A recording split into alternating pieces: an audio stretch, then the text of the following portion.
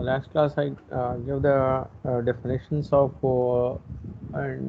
linearly independent set, and set spans the given space, and so that becomes a basis. And I have stated one example. So test whether the set B equal to 1, 1, 0, 3, 0, 1, 5, 2, 2 is a basis for R cube.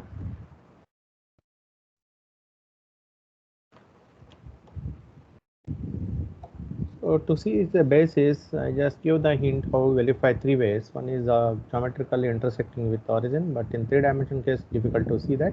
You can see algebraically how you verify, or the determinant form. So we will follow this determinant notation of these vectors. So consider the matrix determinant of the coefficients. Consider the matrix determinant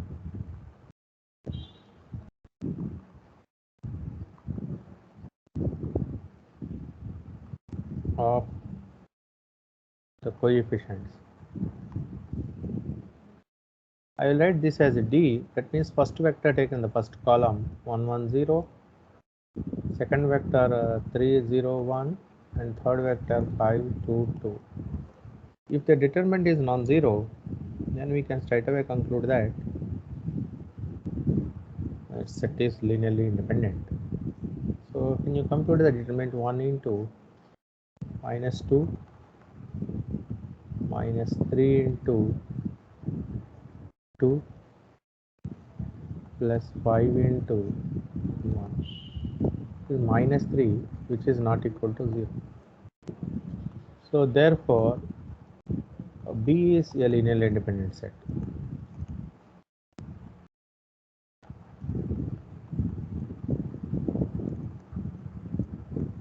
Because there are three ways of doing this. One is the determinant verification. So linearly independent over, to show this is the basis, we need two conditions. One is linearly independent and the other one is spanning condition. Spanning condition means you take any vector in R cube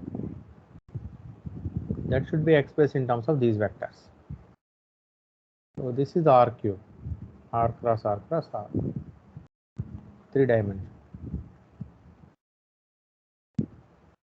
Here is the origin. You take any vector, say A, B, C.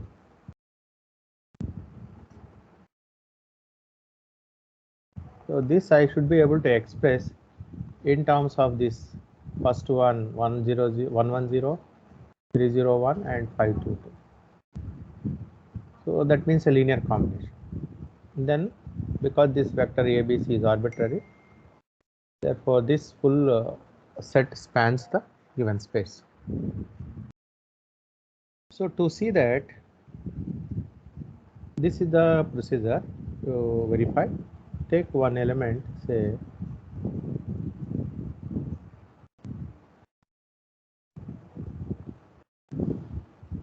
let A, B, C belongs to R cube, 3 dimension, one arbitrary element. I must show that this ABC is equal to some scalar into the first vector. What is first vector? 1, 1, 0 plus some scalar into second vector 3, 0, 1 plus some scalar into third vector 5, 2, 2. So this scalar, first scalar alpha 1 we consider. So alpha 1, second scalar alpha 2, third scalar alpha 3. Suppose if you are able to get these alphas given any ABC in R cube, you should be able to compute alpha 1, alpha 2, alpha 3. That is your job. So that is called the spanning. Earlier also I had explained you. For example, in 2 by 2 case, one is 1, 0, other one is 0, 1. Suppose if I take a vector 3, 4, right? This 3, 4 I am expressing in terms of 0, 1, 0 and 0, 1. One is multiplied with 3, other one is multiplied with 4. Since these are 1, 0, 0, 1 unit vectors, this is possible directly. But I am taking here a random vector in R cube, that is ABC. Any random vector is also possible with some scalars alpha 1, alpha 2, alpha 3. So how we get this alpha 1, alpha 2, alpha 3? What is given with us? ABC. ABC can be 1, 2, 3, 3, 4, 5, 5, 5, 5, 7, 6. Sir, Yeah. can you scroll up, sir? 1 minute. See, the ABC can be anything. -1, -2, -7, anything in R cube. Anything in R cube.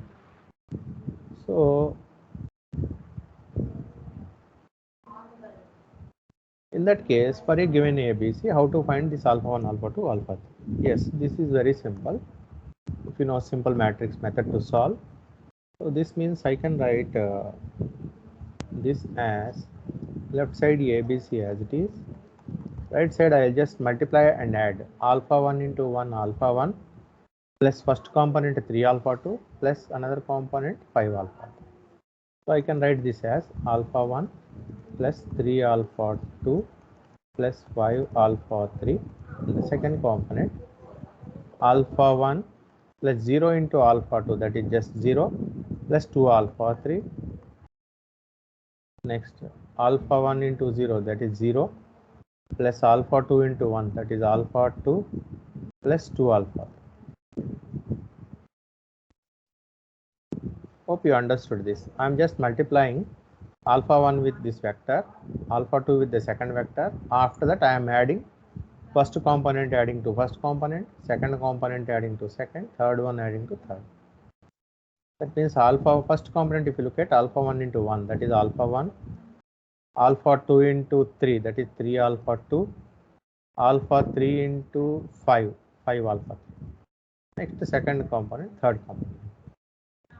Now these two are vectors. Left hand side you have one vector, right hand side you have another vector. So now you know how the equality of two vectors, right? So first vector equal to first vector, second to second, like that. Therefore here first vector is alpha 1 plus 3 alpha 2 plus 5 alpha 3 equal to A just. Next alpha 1 plus 2 alpha 3 equal to B. Next alpha 2 plus 2 alpha 3 equal to C. So how to get alpha 1, alpha 2, alpha 3? You remember the Cramer's rule. We'll use simple Cramer's rule to get this. So solving by Cramer's rule,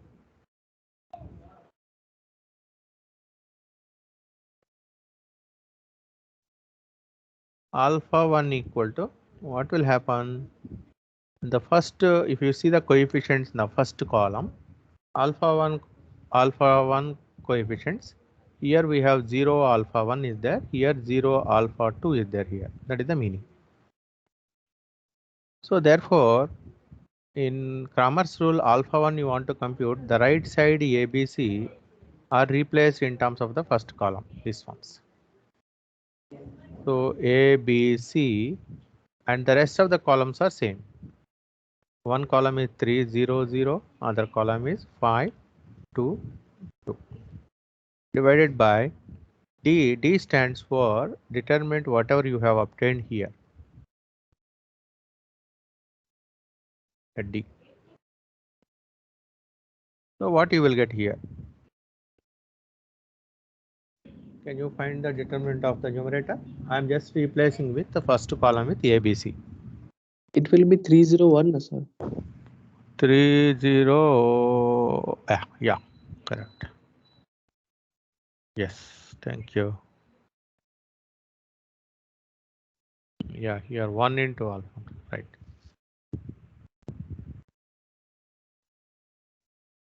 Can you compute and check what is this value in the numerator? And D is -3 already computed in the previous step. -2A minus B plus 6C, subject to correction.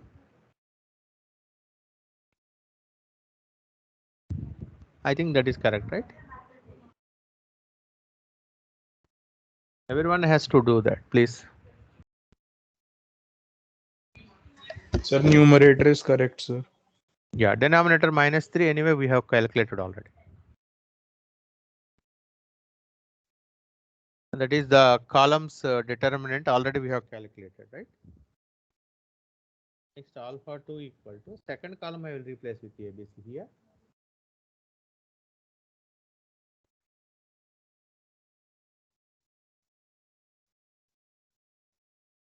By D.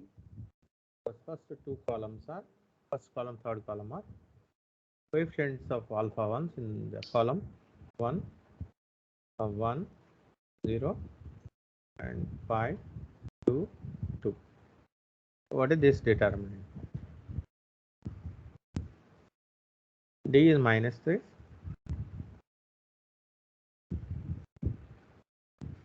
2b minus 2a plus 3c.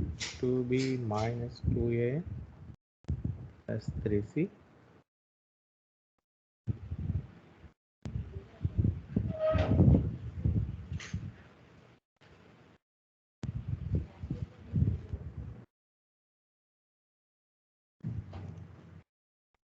And alpha 3 equal to determinant we have here.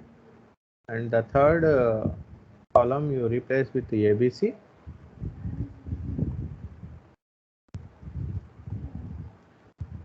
And first two columns are same. 1, 1, 0, 3, 0, 1. So -3 is the denominator here.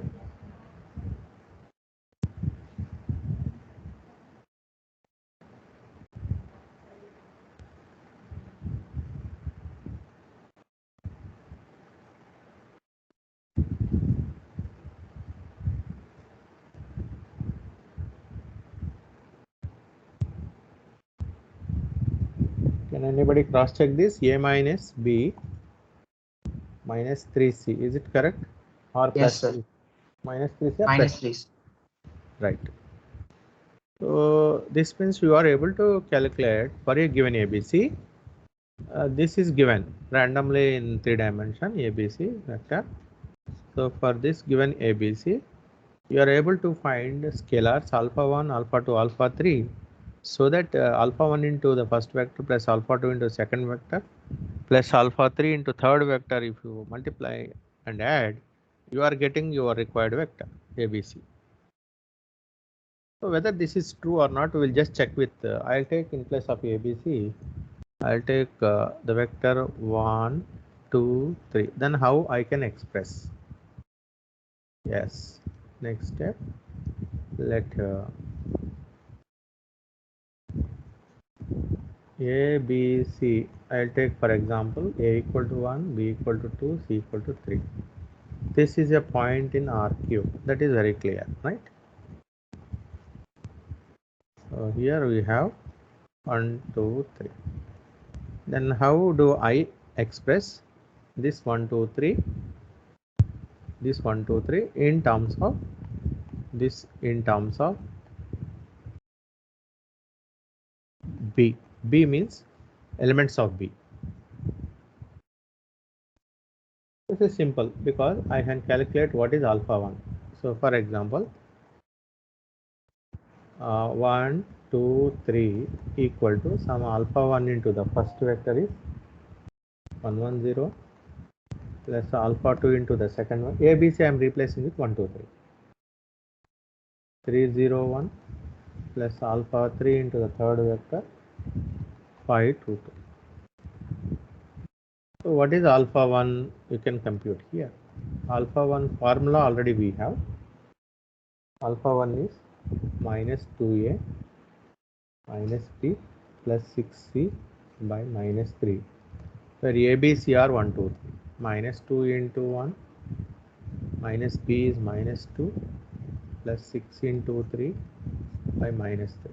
What is this alpha 1?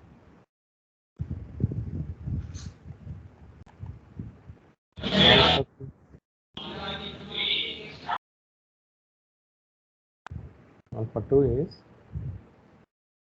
2b minus 2a plus 3c by minus 3. B is 2 here.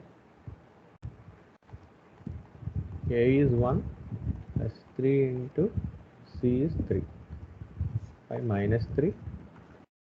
Alpha 3 is A minus B minus 3C by minus 3. See, A is 1 minus B is 2 minus 3 into 3 by minus 3.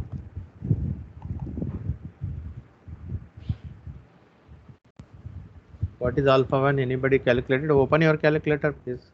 Need Sir, not minus 14 by 3. minus 14 by 3, right?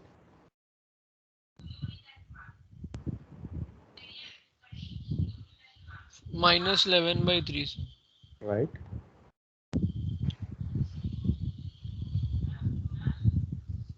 Sir, 10 by 3. Right.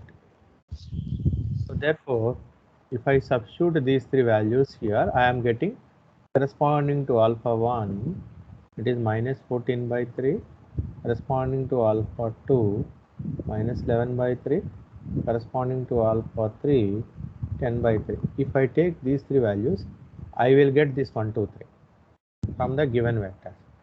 What are given vectors? 1, 0, 0, 1, 1, 0, 3, 0, 1, 5, 2, 2. So any vector, not only this 1, 2, 3. Suppose if I take one more vector here, for example, this is z axis if you consider, then 2, 3, 2, minus 3, 4, something like that. Then I can replace in place of ABC 2 minus 3, 4. Correspondingly, I can compute what is alpha 1, what is alpha 2, what is alpha 3. So therefore, you take any vector in this R3, R cross R cross R. So that vector I can replace in terms of, can express in terms of these three given vectors. Therefore, this B forms a basis.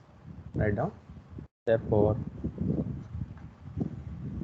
B spans R cube, hence B is a, because linearly independent as well as spans, basis for R3. B is a basis for R3.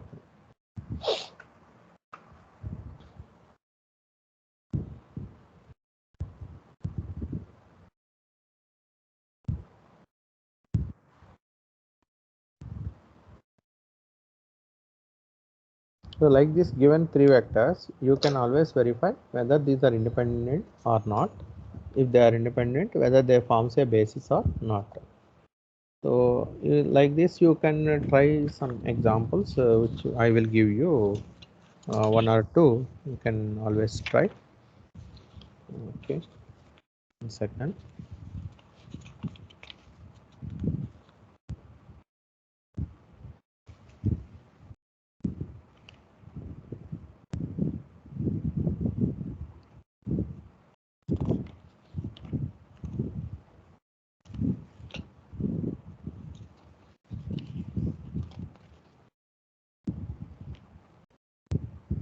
Just a minute. Give two examples on this.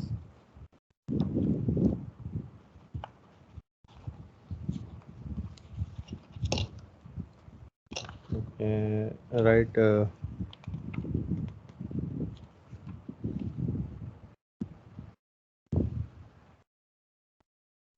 Same procedure you can try. Verify whether or not the set of vectors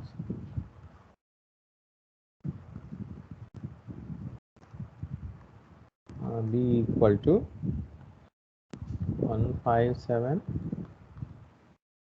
4, 0, 6, 1, 0, 0 forms a basis for R3. So first, your basis means you need to verify whether these are linearly independent and span R3. These two conditions you have to verify.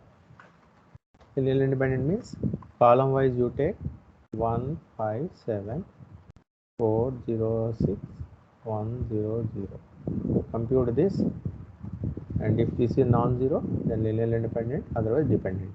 Dependent means it won't form a basis. Sir, linearly independent minus 30 is the value. Right. In that case, whether this spans the space or not. This means you have R cube here. R cube means 3 dimension, everyone knows. If I take one vector here randomly ABC, whether you are able to find ABC can be expressed as alpha 1 into the first vector, alpha 2 into the second vector, alpha 3 into the third vector, where this is V1, V2, V3. Whether you are able to find these alpha values or not.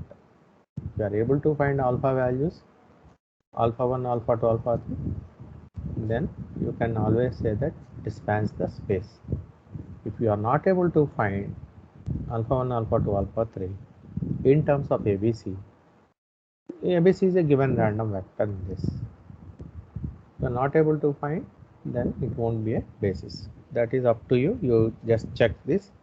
Procedure is in the similar lines.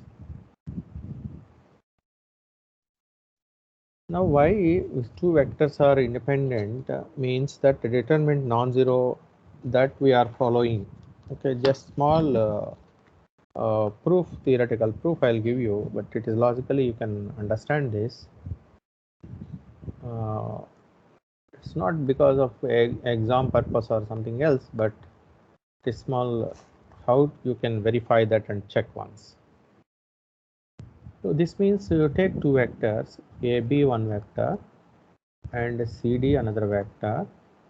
Both are in 2 dimension, just I am not giving for higher dimension, or linearly independent.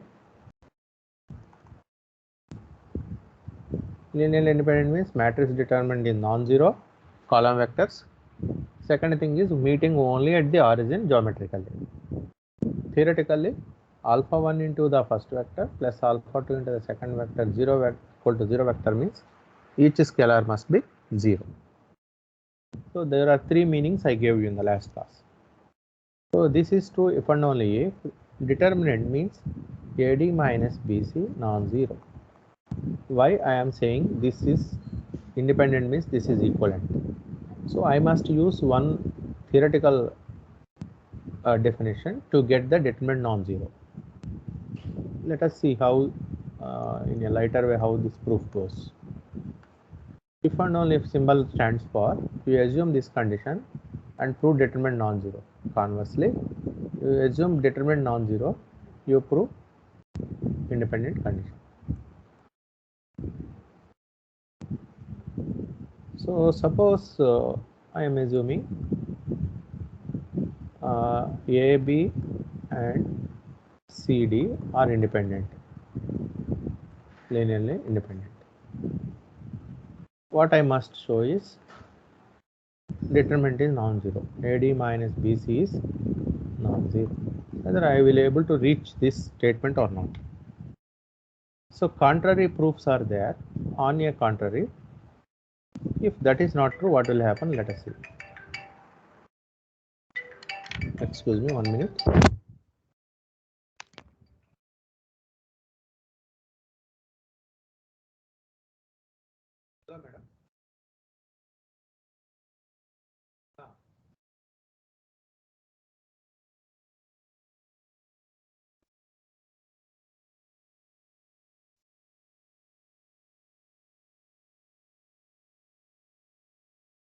Hello, madam. No.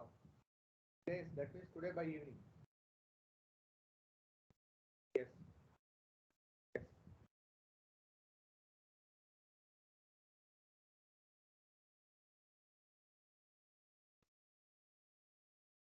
Mad or what?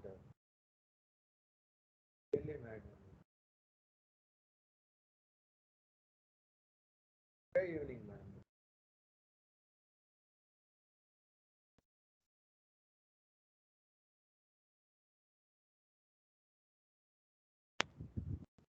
Sorry. on a contrary way, we assume that this is not true. That means AD minus BC, we assume that this is 0. What will happen? That means we should get something wrong in this. This means AD equal to BC, this is clear. So this means A by B equal to C by D, right? Right. So where very important condition that B non-zero and D non-zero. That also under assumption. Let us see. So this means that AB and CD are proportional, right? With a common constant. That means AB I can write it as some common constant into CD, where this common constant is in integer set. So that means one AB in 2 dimension, if you take AB here, I am able to express a certain CD as k times this AB. That means AB I am expressing it as, sorry, you take CD on the reverse way, 1 second. You take some CD here. I am getting AB by constant multiple of CD. That means both are in the same line. Both are in the same line. So this means that AB and CD are dependent, right? Are linearly dependent, which is a contradiction because we have assumed that it is independent.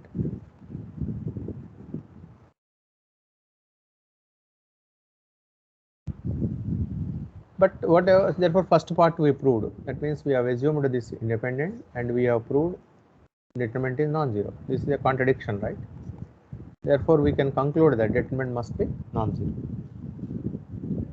But what is converse here? Conversely, we need to suppose that AD minus BC is non-zero, for example. To show these two are AD minus BC non-zero means to show these two are independent. To show AB and CD are linearly independent. Our algebraic definition says that two vectors are independent means one scalar into first vector plus scalar into second vector equal to 0 vector you have to take and prove that both scalars are 0. That's what my definition says in the previous class. So I will start with alpha into first vector AB plus some beta into second vector CD equal to 0 vector. 0 vector means what? 0 vector in 2 dimensions.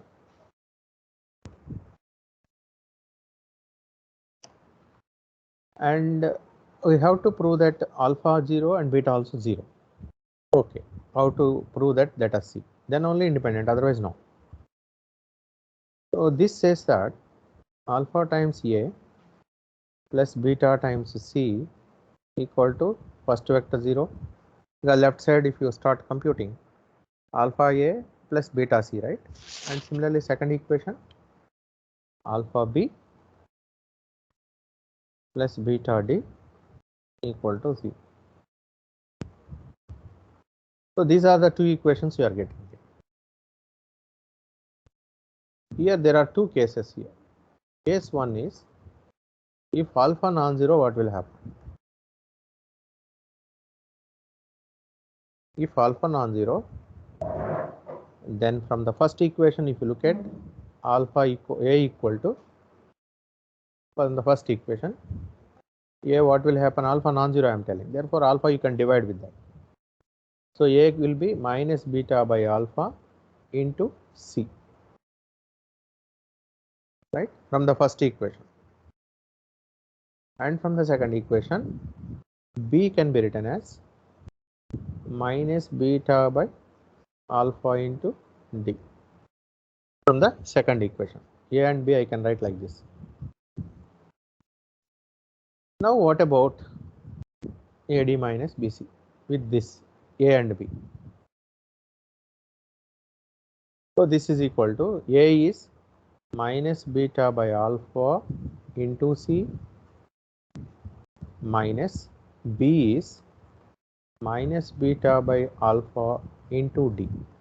What about this? Can you tell me?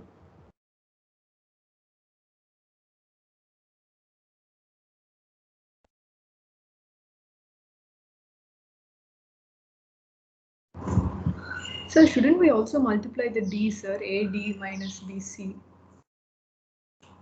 Right. You are multiplying, right? That means what you are getting here. AD means A is minus beta by alpha into C. A is this. D is there again, right? No. A is minus beta by alpha into C into D minus B is minus beta by alpha into D into C is there here. Yeah, you are correct. Then what you are getting?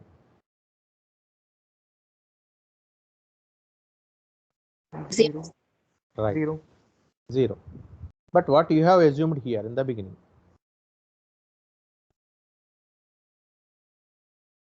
Non-zero. So therefore this happened because you have assumed that this alpha is non-zero. Similarly, case 2, if I consider, if beta equal to 0 also, you will get a contradiction. If beta non-zero also, we get a contradiction. So we don't have any choice. You have to go with alpha equal to 0 and beta equal to 0 compulsorily. That is the meaning. If not alpha not equal to 0 also, you are getting a contradiction. If beta not equal to 0 also, you will get contradiction in a similar way. So both has to be 0. So whenever you have a combination alpha times the first vector plus beta times the second vector is equal to 0 vector, you don't have a choice except alpha and beta are compulsorily has to be 0 under the assumption that AD minus BC is not equal to 0. So therefore, anytime I am telling you to prove whether linearly independent or not, column vectors determine non-zero. This is the proof of that. So this is the column vectors determinant. This is the determinant of column vectors AD minus BC. Similarly, this is true for 3 dimension, 4 dimension. In any dimension, this is true. Whenever you want to verify that a given system is linearly independent, then column vectors, if you consider, if the determinant is non-zero, you can straight away conclude that vectors are linearly independent. Right. Next, I am going to another concept. There are some theoretical solutions. After that, I will tell you and how to verify this. Theoretical questions I will give at the end. Next example. Before that, let us see one important definition.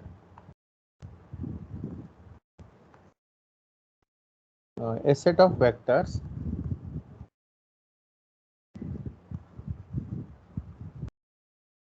I'll write the set B as V1, V2, Vm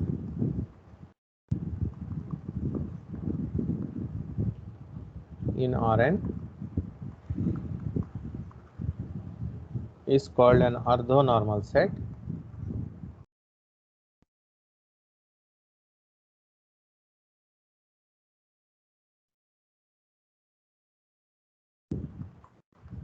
if first one is orthonormal definition I am giving you, called an orthonormal set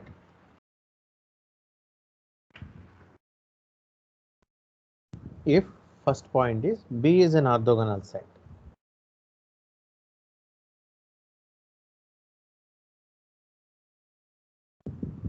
So orthogonal set means these two vectors are perpendicular each other. Any two vectors you take. One is Vi, other one is Vj. This bracket stands for the product. Is equal to 0 for all I not equal to j. So this symbol stands for product of two vectors. Product of two vectors always a scalar product. This is a scalar product. Any two different vectors, v1, v2, product 0, v2, v3, product 0, any two, vi not equal to vj, that means I not equal to j, product should be 0. And the second condition here is the first condition. If you take with the same vector, that means vi I will take 1, product with vi itself, this should be 1. And we call this as norm vi square. Norm is the length for all I. Sometimes I will write this as vi vj equal to 1 for all I equal to j. Both are same. I place I wrote j, or if I write separately like this, for all I equal to j, I will write it here. Both are same. That means when you take the same vector, then the product is 1. Okay, let us see simple example on that. One is one vector 1 0 I will take, other one is 0 1 I will take. One I will take it as v1, other one I will take it as v2. If someone asks me to compute the product and tell me whether they are orthogonal or not, in that case I will take v1 v2 product. This is nothing but 1 0 first vector, second vector is 0 1. Product means in between you have to put comma with these trace symbols. So now you multiply term by term. 1 into 0 0 plus 0 into 1 0 equal to 0, scalar 0. So you have only two different vectors, therefore product 0. Therefore you can say that orthogonal first of all. But orthonormal means length of each vector you have to see. v1 with v1 product you see 1 0 with product 1 0. What is this? 1 into 1 plus 0 into 0, that means 1. Similarly v2 product with v2, same one, because this must hold for all I. So 0 1 product with 0 1, 0 plus 1, that is 1. So this second condition also true. First condition is this, second condition is this. So therefore what is the conclusion here? The set 1 0 0 1 are orthonormal in R square. These two are orthonormal vectors in R square. So that is the conclusion here. But when it comes to 3 dimension, what are the orthogonal vectors, orthonormal vectors? So the vectors, I told you in the beginning what are the unit vectors. E1 1 0 0, E2 0 1 0, E3 0 1 0 1 are the orthonormal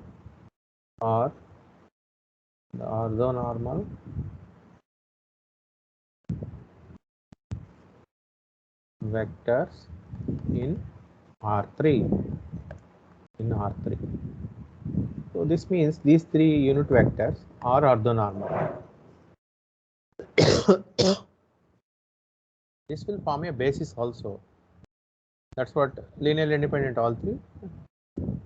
Z axis, y, x if you take, this is 0 1 0, 0 1 0 0, 0 0 1. These are the 3 unit vectors in R3.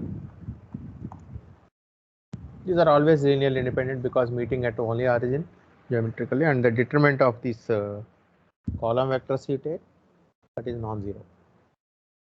But my question is, these are orthogonal or not? Orthonormal, in fact. Very simple. You just try to compute E1, E1, E1, E2 product. 1, 0, 0 product with 0, 1, 0. So component wise you multiply and add. 1 into 0, 0, 0 into 0, 1, 0, 0 into. Similarly, E2, E3, all possibilities whenever different vectors are there. This is also 0, E1, E3, this is also 0. So these three holds means whenever I not equal to j, product 0 means orthogonal. All three are perpendicular each other, that is geometrically, and also you can see. And suppose same vector you take E1 with E1. Someone asked question, if this is 1 for every vector in this, then you can conclude that orthonormal also. So this is 1, 0, 0, 1, 0, 0, right? 1 into 1, 1 plus 0 plus 0. This is 1. Similarly, E2 you take with the E2 product. This is also 1. E3 with the E3 product also 1. So therefore, this set of vectors are orthonormal in R3. In R3. This set of vectors are orthonormal in R3.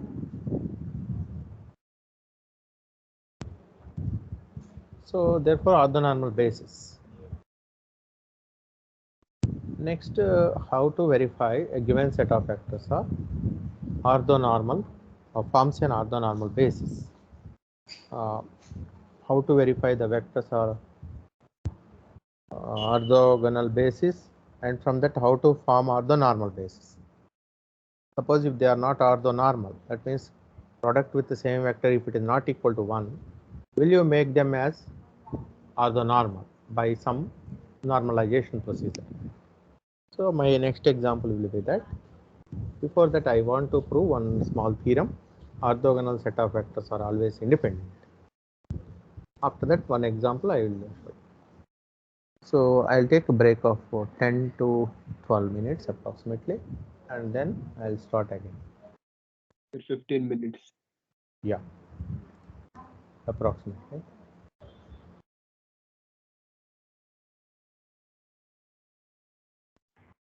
So can you Break of please 10 show the screen? break for 10 to 12 minutes approximately. That's fine.